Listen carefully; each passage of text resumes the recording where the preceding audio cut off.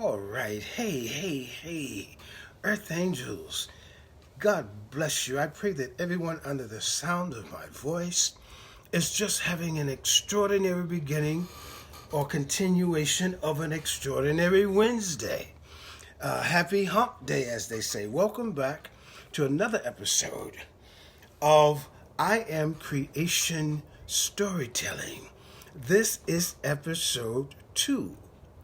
I'm just feeling very blessed today. Very blessed today. There's a joy and a love and a thankfulness in the universe, in my very household, that we are just praising God and thanking Him and relying on Him to continue the blessings and the healings in this family. And I extend that agape love to everyone who may happen to see episode 2 of I Am Creation Storytelling. Okay, we're not going to keep you long. I wrote this piece. It will be 1 week this coming Saturday for this occasion. And it is entitled, My Rock Saved Me. I hope you enjoy it. Rock is my blonde German Shepherd, one of the most loving, loyal, and faithful friends I've had in a long time. It's funny how we met. The day had been long and tedious, extremely hot and humid. Whew, I was tired. I decided to walk home this day since work was only about 25-30 minutes away from my home. I usually kind of make a quick run of it, well, a jog, depending upon the day and how what the experience of the day has been. A brisk, fast walk home. However, I had been a bit uneasy all this day. Didn't quite understand my mood swings, mood changes. I'm usually pretty steady in my emotional state, especially at the office. I have to be, the work kind of requires me to be for the most part. I close and lock up the office, getting on the elevator. I usually take the stairs down to the ground floor. I'm on the elevator?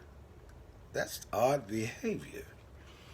I begin to have what seemed to be a daydream. It seemed like hours getting down to the ground floor even. I was alone in the elevator, physically, yet I was not alone. It was as clear as the day is long, the voices, the images, the sensation of this odd moment in this elevator. Suddenly, things became foggy. The door opened. I stumbled out the doors, not quite understanding this experience, this mirage, this vision of uncertainty I was involved in this elevator. I made my way to the street and down the front steps of my elaborate, ornate, vintage office space. Street aligned with the most exotic trees and manicured lawns. I really love this environment where This is Art with Gil, a creative design firm, was located. I inherited the space from my Uncle Stanley after he retired. A truly exquisitely beautiful space. Floors, woodwork to die for.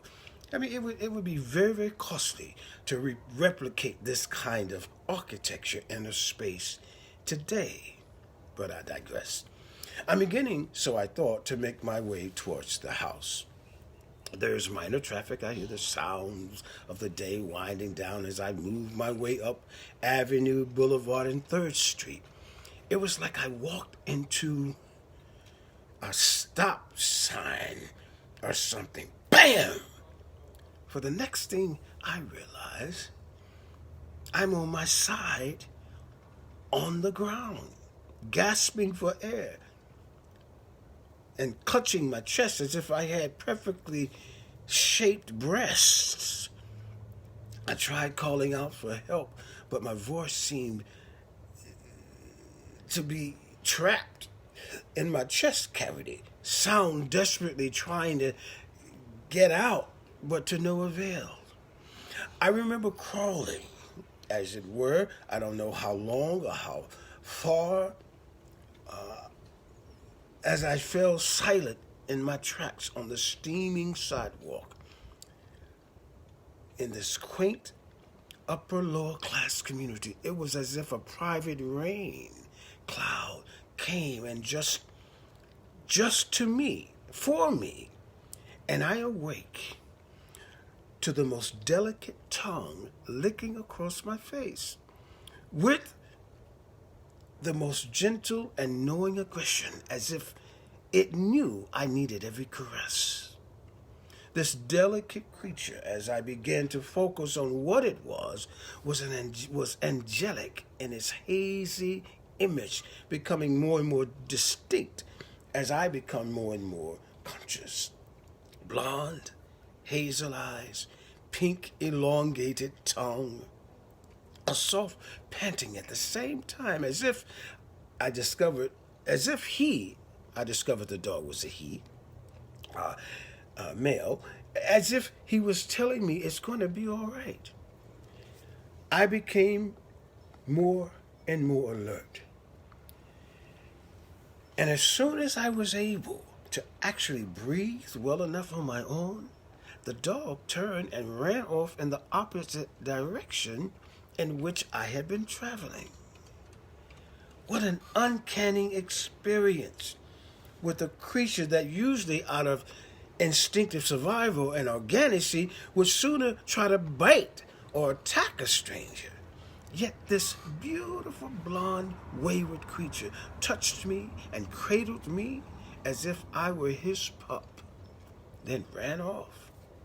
Deep, I thought, what a blessing from God. I hope I see you again, dog angel. I managed to get up and make my way home. I was only about 30 minutes away, right? I'm taking out the trash later that evening around 7:45 or so. I felt a slight chill, just briefly, as I turned to go back inside. Looking off to my right at the magnolia tree in my neighbor's yard, stood the creature again, just staring in my direction. I was beside myself with a mixture of glee and bewilderment, for I had hoped to see the creature again, right? And I asked for that gift, yet this was almost immediate and eerie. I say to myself, Rock, that's my Rock. As if he heard what I was thinking, he calmly walks over to me and sits at my feet. I'm bugging.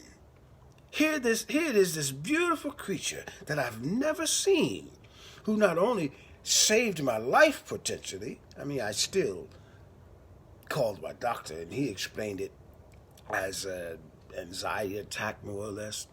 But here this creature is again, almost reading my mind, now sitting at my feet.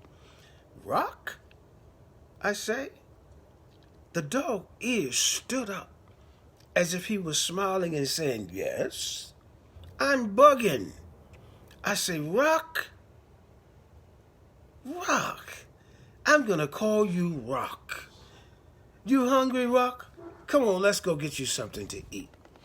The dog was right at home, and I had an experience with the creature that I will never, ever forget.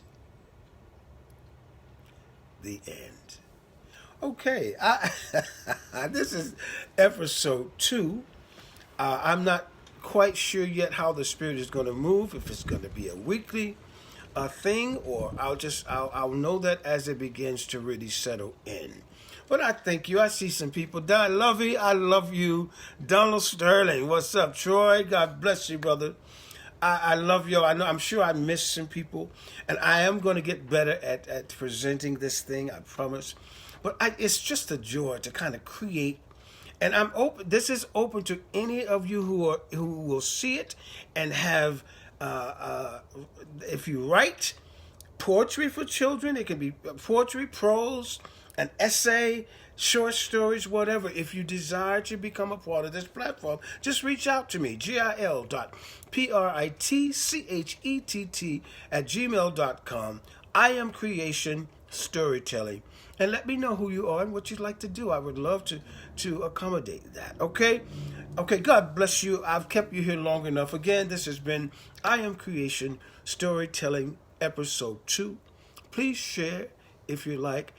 Let the people know we're doing this. I'm going to put it on YouTube as well so that we can kind of build a community to keep sharing love and creativity and originality. You feel me? Okay? Everybody have a blessed rest of your Wednesday. Brother Gil loves you. God loves you too. Au revoir.